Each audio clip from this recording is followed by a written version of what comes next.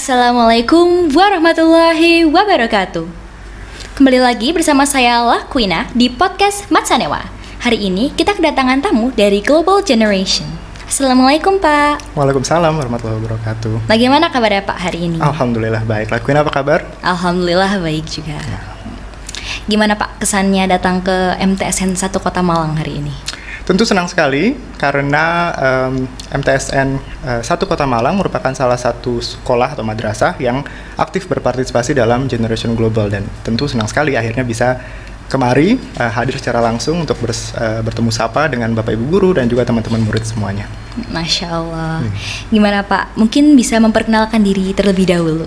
Baik, terima kasih. Nama saya Nur Fitra Asa, biasa dipanggil Asa. Saya adalah koordinator di program Generation Global untuk wilayah Asia Tenggara. Nah, Generation Global sendiri adalah suatu program dari Tony Blair Institute yang mana sebetulnya adalah program kewarganegaraan global, atau sekarang kita menyebutnya kebinekaan global gitu, yang ada dan diikuti oleh komunitas sekolah, kemudian siswa di seluruh penjuru dunia, salah satunya di Indonesia dan ada di MTSN 1 Kota Malang juga. Begitu ya Pak. Tadi sebelumnya Bapak sudah menjelaskan banyak sekali informasi dan juga ilmu mengenai Generation Global sendiri. Nah, di sini saya ingin berdiskusi lebih lanjut dengan Bapak mengenai Generation Global ini sendiri. Sebenarnya awal dari terbentuknya program Generation Global ini bagaimana? Dan kayak ide atau inspirasinya itu dari mana aja? Baik, terima kasih Lakwina. Jadi program ini terbentuknya di tahun 2009. Nah, dulu namanya adalah face to face atau wajah dari sebuah keyakinan.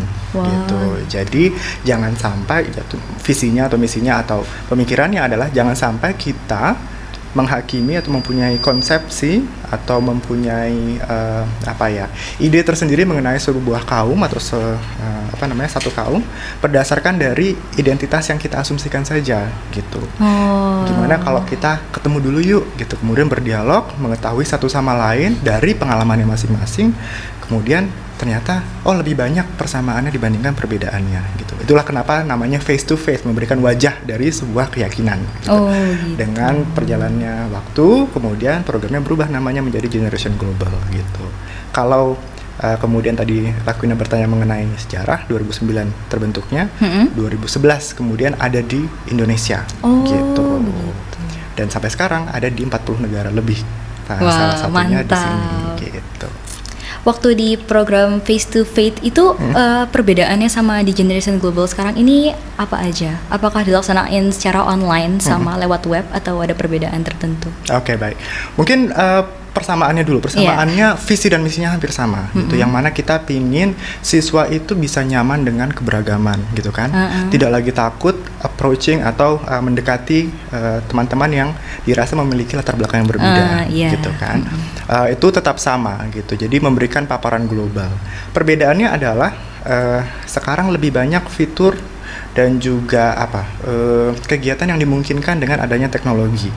Satu, adanya teknologi, dan kedua, kenyamanan kita dengan teknologi gitu kan, khususnya setelah pandemi gitu.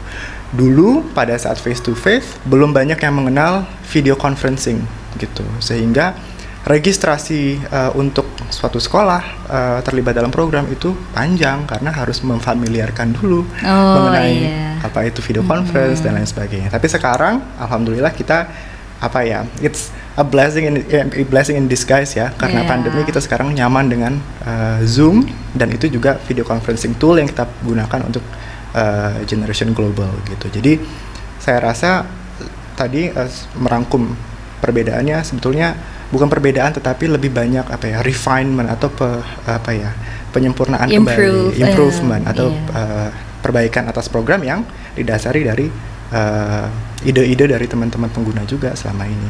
Begitu ya Pak. Baiklah, kalau begitu apa sih sebenarnya tujuan utama dari Generation Global ini?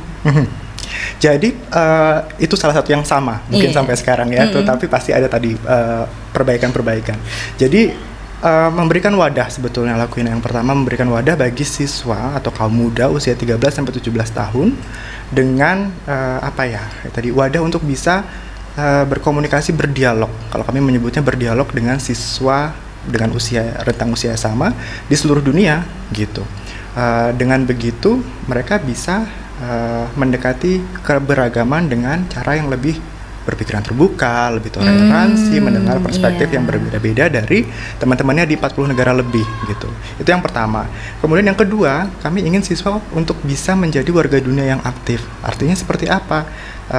Dia punya pengetahuan atas isu global yang mana setiap orang di dunia ini mengalami, walaupun dampaknya mungkin berbeda-beda sesuai dengan konteksnya masing-masing. Keterampilannya menjadi warga dunia yang aktif itu seperti apa, dan yang ketiga sikapnya gitu. Jadi yang toleran, yang open minded, yang berpikiran terbuka dan lain sebagainya. Jadi it's a one stop solution hopefully ya, untuk bisa membantu Bapak Ibu guru juga untuk tadi bagaimana sih mempersiapkan siswa untuk menjadi warga dunia yang aktif. Ya salah satunya ada Generation Global yang memberikan wadah tersebut untuk siswa gitu. Saya setuju sih, karena selama saya ikut Generation Global ini, I feel like it's a safe place for us to share our knowledge and interest gitu buat dengan teman-teman dari berbagai negara. Jadi saya setuju banget. Yeah, and I agree with you too. I think the term safe space itu is a luxury sekarang ya, karena dengan bagaimana kita berkomunikasi melalui sosial media, kadang-kadang saking terbukanya ada juga potensi untuk perundungan, ya kan? Kemudian kita dihakimi atas opini kita gitu dan lain sebagainya. Tapi ketika di Generation Global, teman-teman bisa bisa berdialog mengenai suatu isu global di lingkungan yang aman. Ada moderatornya, kemudian ada yang berperan aktif juga untuk melihat apa sih yang sudah dipost oleh teman-teman di seluruh dunia gitu kan. Kemudian ada kebijakan safeguarding atau perlindungan terhadap anak. Kemudian juga tentu teman-teman sebelum beropini pasti kan dibekali dulu apa sih yang boleh dan tidak boleh diutarakan gitu.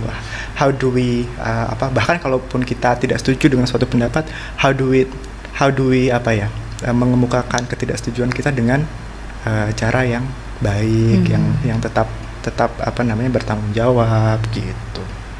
Baiklah Pak.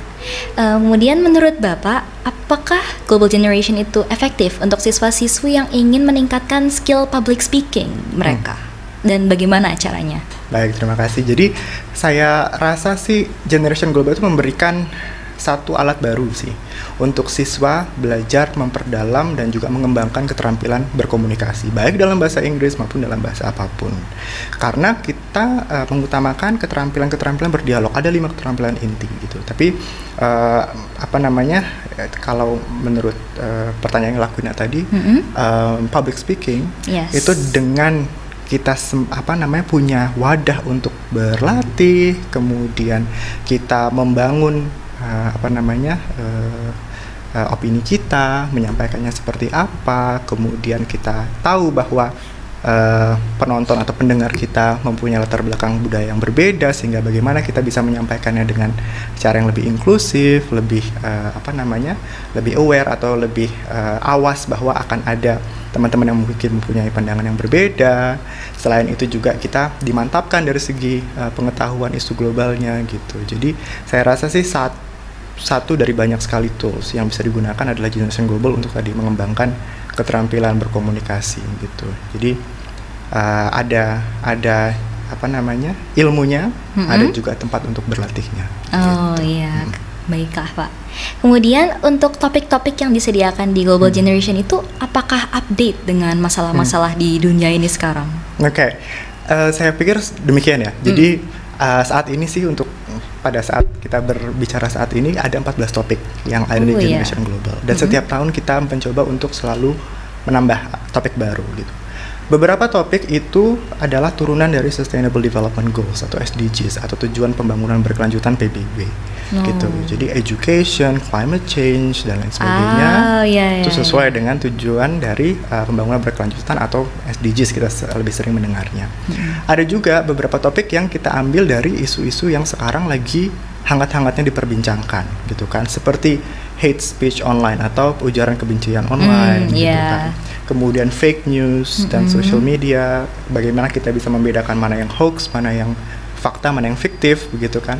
Yang kami rasa penting bagi siswa usia 13-17 untuk tahu gitu, untuk bisa mengenal isu-isu global tersebut, selain juga menjadi bagian aktif untuk tidak tadi ya, menyebarkan ujaran kebencian dan hoax di tempat yang memang safe space seperti lakunya tadi sampaikan juga gitu. Baik Pak, berarti balanced ya between the update and like the one we need. Yeah, I think for so. the character. Yeah. Oke, kalau begitu apa harapan Bapak ke depannya untuk Global Generation sendiri? Harapannya tentu lebih banyak teman-teman yang mengenai program ini gitu. Teman-teman yang baik bersekolah di sekolah negeri, swasta, di madrasah, yang usianya antara 13 sampai 17 tahun untuk mengenal program dan mencoba menggunakan program ini Generation Global sebagai alat untuk tadi yang Lakina sampaikan, memperdalam keterampilan berkomunikasi, mengenal isu-isu global, kemudian juga berinteraksi, berdialog dengan teman-teman dari 40 negara lebih, kemudian tadi mempunyai keterampilan, mempunyai ilmu pengetahuan dan membangun sikap untuk menjadi warga dunia yang aktif gitu. Karena nanti apapun nanti kuliahnya yang dipilih gitu, atau apapun nanti karir yang dipilih, saya rasa sih keterampilan berkomunikasi dan tadi semangat untuk menjadi warga dunia yang aktif yang berkontribusi di lininya masing-masing itu akan semakin penting begitu. Amin. Semoga bisa tercapai ya Pak. Amin. Baiklah Pak, terima kasih banyak atas waktu dan jawabannya. Sekian untuk podcast hari ini. Saya Lakwina, pamit undur diri. Terima kasih. Wassalamualaikum warahmatullahi wabarakatuh.